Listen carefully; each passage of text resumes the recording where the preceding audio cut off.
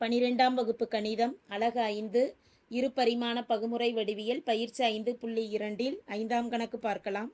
பின்வரும் சமன்பாடுகளின் கூம்பு வளைவின் வகையை கண்டறிந்து அவற்றின் மையம், குவியங்கள், முனைகள் மற்றும் இயக்குவரைகள் காண்க என 4 சப்டிவிஷன்கள் வினாவில் கொடுக்கப்பட்டிருக்கு. கூம்பு வளைவின் வகைகள் எனும் பொழுது கொடுக்கப்பட்டிருக்கக்கூடிய 4 சப்டிவிஷனில் இருக்கக்கூடிய சமன்பாடுகளும் ஒரு நீள்வட்டத்தை குறிக்குதா அல்லது அதிபரவளையத்தை குறிக்குதான்னு கணக்கிடணும். நீள்வட்டம் எனும் பொழுது x² + y² b² = 1. a² b² நமக்கு மாறி வரலாம். இடையில ப்ளஸ் குறி இருந்ததுன்னா அந்த சமன்பாடானது ஒரு நீள்வட்டமாக அமையும். இதே x² a² - y² b² = 1 இடையில மைனஸ் குறி இருந்ததுன்னா அது ஒரு அதிபரவளையத்தின் சமன்பாடாக அமையும். நம்ம தீர்வில் முதல் சப்டிவிஷன் எடுக்கிறோம். முதல் சப்டிவிஷனில் அமைந்திருக்கக்கூடிய சமன்பாடானது x² / 25 + y² / 9 = 1. இடையில ப்ளஸ் குறி இருக்கு. எனவே கூம்பு வளைவின் வகை என்னன்னு முதல்ல எழுதிடலாம். கூம்பு வளைவு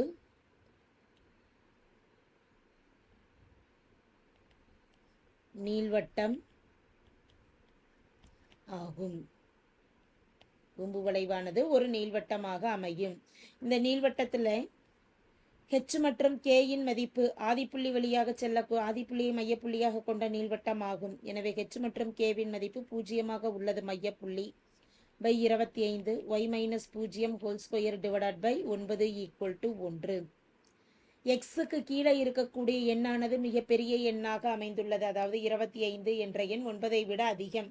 இப்போ எக்ஸின் கீழ் இருக்கக்கூடிய எண் அதிகமாக இருந்ததுன்னா நெட்டச்சு எக்ஸச்சு உடைய ஒரு நீள்வட்டம் ஆகும். எனவே நெட்டச்சு எக்ஸின் கீழே இருக்கக்கூடிய எண் a² மதிப்பு அதிகமாக இருக்கிறதுனால நெட்டச்சு எக்ஸச்சு உடைய நீள்வட்டம் ஆகும். நெட்டச்சு எக்ஸச்சு உடைய நீள்வட்டம் ஆகும். எது மிகப்பெரிய எண்ணோ அதுதான் a². அப்போ a² = 25 எனும் பொழுது a-இன் மதிப்பு வர்க்கமூலம் எடுக்கிறப்ப 5, b² = 9 எனும் பொழுது 9இன் வர்க்கமூலம் b-இன் மதிப்பானது 3 ஆகும். c-இன் மதிப்பு கணக்கிடுறோம். c² கணக்கிடுவதற்கான நிபந்தனை a² - b². இப்போ c² = a² 25 - b² 9. 25 - 9 எனும் பொழுது மதிப்பு 16. எனவே இதிலிருந்து c-இன் மதிப்பு வர்க்கமூலம் எடுக்கிறப்ப +or - எடுப்போம். +4 மட்டும்தான் ஏற்புடையது. எனவே c = 4. c என்பது ae குறிப்பிடும். ae = 4 எனில் a-இன் மதிப்பு 5 பிரதியிடுறோம். 5e = 4. e = 5 பெருக்கல்ல இருக்கிறது வலதுபுறம் போகிறப்ப வகுத்தில் வந்ததுன்னா e-இன் மதிப்பானது 4/5. கணக்கிட வேண்டியது குவியங்கள் மையம், குவியங்கள், முனைகள், இயக்குவரையின் சமன்பாடு என்னான்னு கணக்கிடணும். மையப்புள்ளியானது மையம் h, k என்பது ஆதிப்புள்ளியை மையமாக கொண்ட நீள்வட்டம் 0, 0.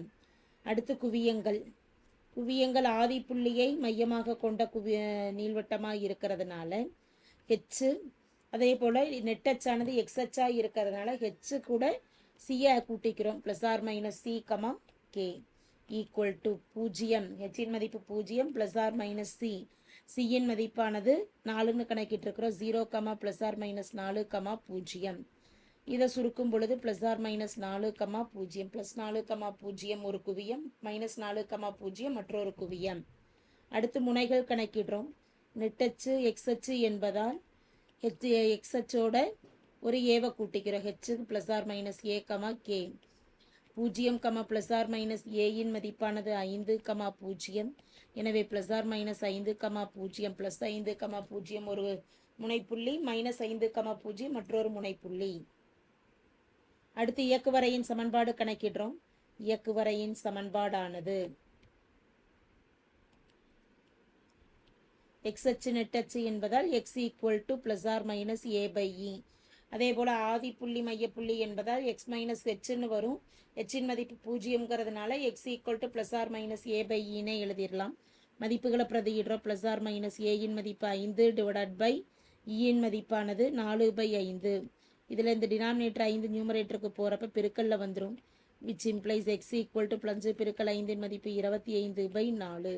x என்பது +or - 25/4 என்பது இயக்குவரையின் சமன்பாடு ஆகும். அடுத்து இரண்டாம் subdivision சமன்பாடானது x² / 3 + y² / 10 = 1.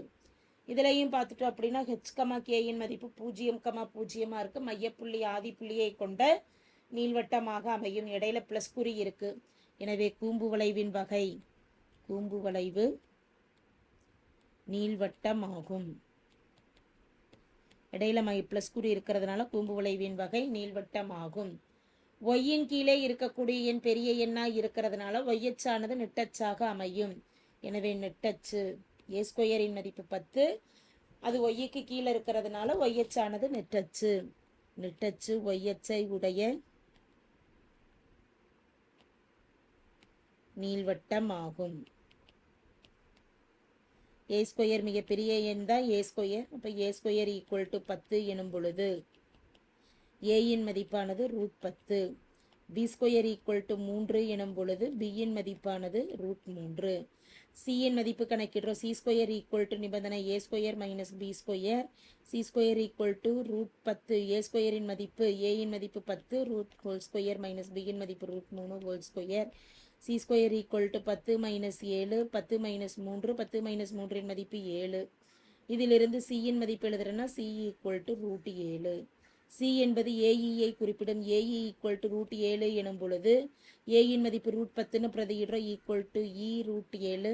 E equal to √7 divided by √10 என்பது இயின் மதிப்பாகும். இனி தேவையான மதிப்புகள் ஒன்னொன்னும் கணக்கிடலாம். மையம் h, k என்பது மையப்புள்ளியானது 0,0 ஆதி புள்ளி தான் மையப்புள்ளியாக அமையுது. அடுத்து குவியங்கள் கணக்கிடுறோம். எக்ஸ் அச்சு ஒய் அச்சு நெட்டச்சா இருக்கிறதுனால கே கூட ப்ளஸ் ஆர் மைனஸ் சியை கூட்டிக்கிறோம். அப்போ முதல் மதிப்பு H K plus R minus C எனும் பொழுது 0,0 ப்ளஸ் ஆர் மைனஸ் சியின் மதிப்பானது √7. 0, ப்ளஸ் ஆர் மைனஸ் √7 என்பது ப்ளஸ் 0, ப்ளஸ் √7 0, மைனஸ் √7 என்பது 2 குவியங்கள். அடுத்து முனைப்புள்ளிகள் கணக்கிடுறோம்.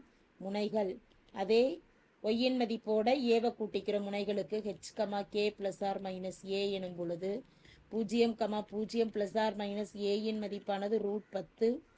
0, ப்ளஸ் ஆர் மைனஸ் √10 இரு குவியங்கள் ஆகும்.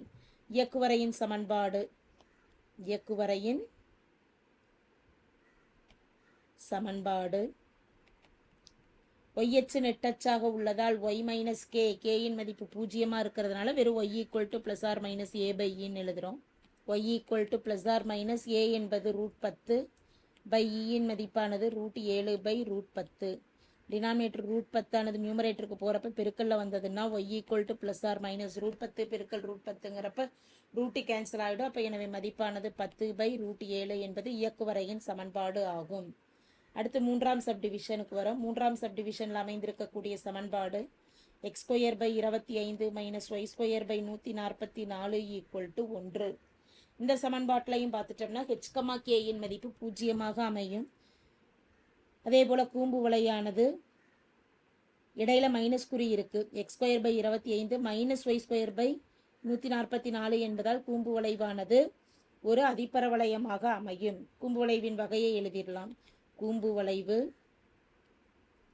இடையில மைனஸ் குறி இருக்கிறதுனால இந்த சமன்பாடானது ஒரு அதிபரவளையம் ஆகும். X minus 0 whole square divided by 25 minus Y minus 0 whole square divided by 144 equal to 1. இது சமன்பாடு. அதே போல் 25 சிறிய எண்ணு 144 ஆனது பெரிய எண்ணாக இருக்குது. ஒய்யின் கீழே இருக்கக்கூடிய எண்ணு பெரிய எண்ணாக இருக்குது. இங்கே நம்ம அதிபரவளையத்தை பொறுத்த வரைக்கும் எது பெரியது சிறியதுன்னு பார்க்க தேவையில்லை. முதல் மதிப்பு எக்ஸ் இருந்ததுன்னா எக்ஸ் அச்சானது குறுக்கச்சு துணையச்சுன்னு இங்கே சொல்லுவோம். இப்போ எக்ஸ் அச்சு என்பது குறுக்கச்சு, ஒய் அச்சு என்பது துணையச்சாக அமையும். குறுக்கச்சு எக்ஸ் அச்சு உடைய அதிபரவளையம் ஆகும். குறுக்கச்சு எக்ஸ் அச்சா அமைஞ்சதுன்னா குறுக்கச்சு எக்ஸ் அச்சுக்கு கீழே இருக்கக்கூடிய என்னதான் ஏ ஸ்கொயரின் மதிப்பு. எனவே ஏ ஸ்கொயர் முதல் மதிப்பு ஏ ஸ்கொயர், இரண்டாம் மதிப்பு பி ஸ்கொயர். ஏ ஸ்கொயர் 25 எனும் பொழுது ஏ வர்க்கமூலம் எடுக்கிறப்ப 5. பி ஸ்கொயர் ஆனது 144 எனும் பொழுது பியின் மதிப்பானது 12.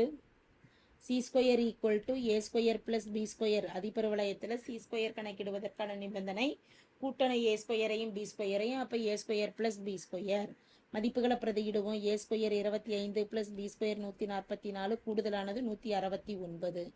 எனவே சியின் மதிப்பானது வர்க்கமூலம் எடுக்கிறப்ப 13. சி என்பது எதை குறிப்பிடும்? ஏஇ என்பது சி ஆகும். ஏஇ ஈக்குவல் டு 13 எனும் பொழுது ஏ மதிப்பு 5 பிரதியிடுற 5 இ equal to 13. E equal to மதிப்பு 13/5 ஆகும். இயின் மதிப்பு 13/5. அடுத்து மையப்புள்ளி.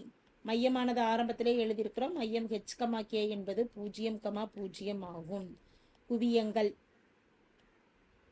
இந்த அதிபரவளையத்தில் எக்ஸ் அச்சு குறுக்கச்சா இருக்கிறதுனால எக்ஸின் மதிப்போட குவியங்களுக்கு சியை கூட்டிக்கிறோம். எனவே H plus R minus C, K எனும் பொழுது ஹெச்சின் மதிப்பு 0 ப்ளஸ் ஆர் மைனஸ் சியின் மதிப்பு 13, கே 0 ப்ளஸ் ஆர் மைனஸ் 13, 0 ஆனது இரு குவியங்கள். முனைகள். முனைப்புள்ளிகளுக்கும் அதே போல எக்ஸின் மதிப்போட ஏவை கூட்டிக்கிறோம். ஹெச் ப்ளஸ் ஆர் மைனஸ் ஏ, கே எனும் பொழுது 0 ப்ளஸ் ஆர் மைனஸ் ஏயின் மதிப்பானது 5, 0.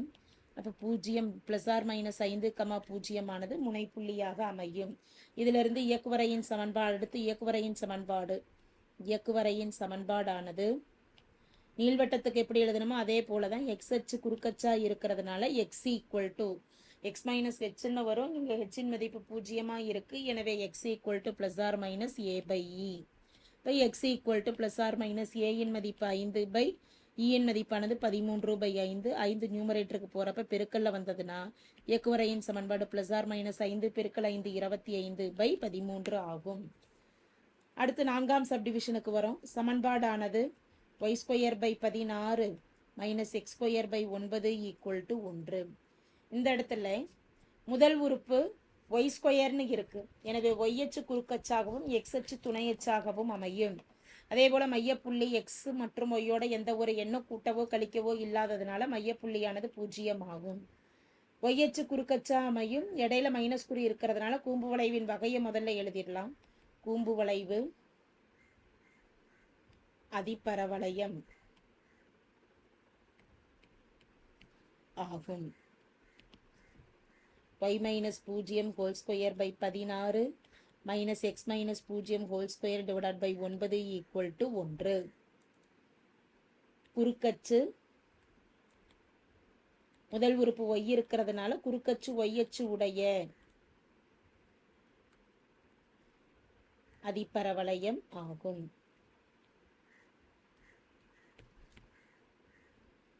ஒய் அச்சு குறுக்கச்சாய் இருக்கிறதுனால முதல் உறுப்புல கீழே இருக்கக்கூடியது ஏ ஸ்கொயரின் மதிப்பு. ஏ ஸ்கொயர் 16. அப்போ ஏயின் மதிப்பு வர்க்கமூலம் எடுக்கிறப்ப 4.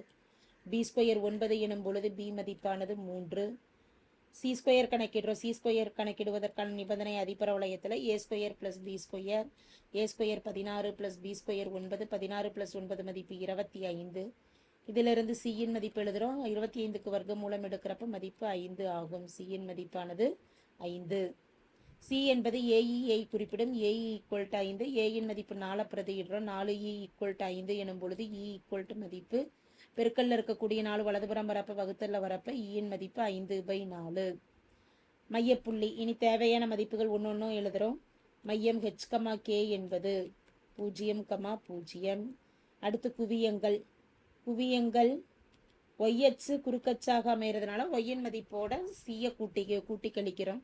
எனவே முதல் மதிப்பு H, K plus R minus C எனும் பொழுது 0, கேயின் மதிப்பு 0 ப்ளஸ் ஆர் மைனஸ் சியின் மதிப்பானது 5ன்னு கணக்கிட்டிருக்கிறோம். 0, ப்ளஸ் ஆர் மைனஸ் 5 என்பது 2 குவியங்கள். முனைப்புள்ளிகள். முனைகளானது அதே ஹெச்சோட ஹெச் அப்படியே எழுதிடுறோம். கேவோட ஏவை கூட்டிக்கிறோம். ப்ளஸ் ஆர் மைனஸ் ஏ. 0, 0 ப்ளஸ் ஆர் மைனஸ் ஏயின் மதிப்பு 4. எனவே 0, ப்ளஸ் ஆர் மைனஸ் 4 என்பது 2 குவியங்கள். இறுதியாக இயக்குவரையின் சமன்பாடு கணக்கிடுறோம். இயக்குவரையின்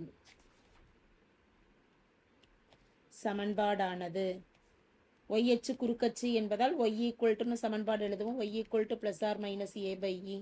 இப்போ y equal to plus R minus ஏயின் மதிப்பு 4. இயின் மதிப்பானது 5/4ன்னு எழுதியிருக்குது. 4 நியூமரேட்டருக்கு போகிறப்ப பெருக்கல்ல வந்ததுன்னா Y equal to plus R minus 4 பெருக்கல் 4 16/5 என்பது தேவையான இயக்குவரையின் சமன்பாடு ஆகும். தேங்க்யூ.